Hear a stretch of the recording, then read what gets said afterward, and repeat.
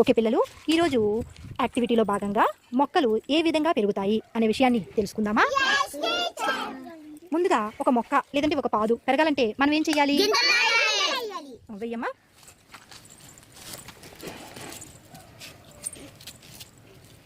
కొంచెం మట్టివే లోపలికి పెట్టి గింజల్ని నాటాలి. గింజలు నాటిన తర్వాత ఏం చేయాలి? మనం నీళ్ళు పోయింది. అలా నీళ్లు ప్రతిరోజు పోయాలా అవుతా?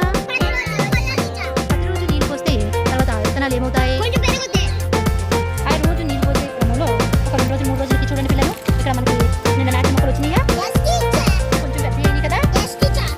ఇక్కడ 2 రోజులకి 3 రోజులకి ఇలాగా కొంచెం కొంచెంగా పెరిగిన తర్వాత కొన్ని రోజులకి అది చక్కటి పాలుగా తయారవుతుంది. చూసారా పిల్లలు, మన బాక్స్ పాలు ఎలా తయారైందో?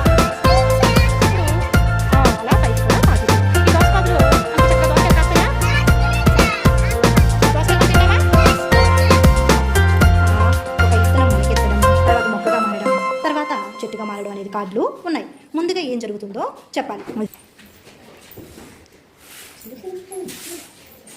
Very good. ఓకే స్టూడెంట్స్, చూడండి మన చందు చక్కగా వరుస క్రమంలో పెట్టాడు. ముందుగా ఈ ఫస్ట్ పిక్చర్లో ఏం జరుగుతుందో చెప్పండి. అయ్యో, మన చందు సరైన ఆర్డర్లో పెట్టాడా?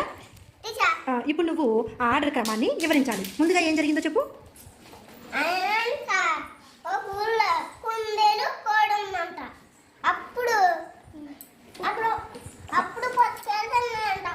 తింటే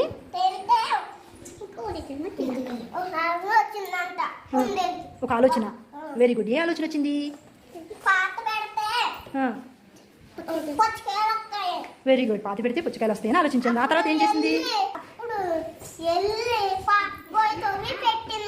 వెరీ గుడ్. తర్వాత ఏం చేసింది? వాటర్ పోసింది. తర్వాత నీళ్ళు పోస్తా ఉంటుంటే నీళ్ళు పోస్తుంటే ఏమైంది? మొక్క వచ్చింది. అలా రోజు నీళ్ళు పోస్తుంటే ఏమైంది? మొక్క పెరిగింది. తర్వాత మొక్క పెరిగి ఏమొచ్చింది? పుచ్చకాయ వచ్చింది. పుచ్చకాయ పాదు వచ్చింది. తర్వాత ఏమైంది?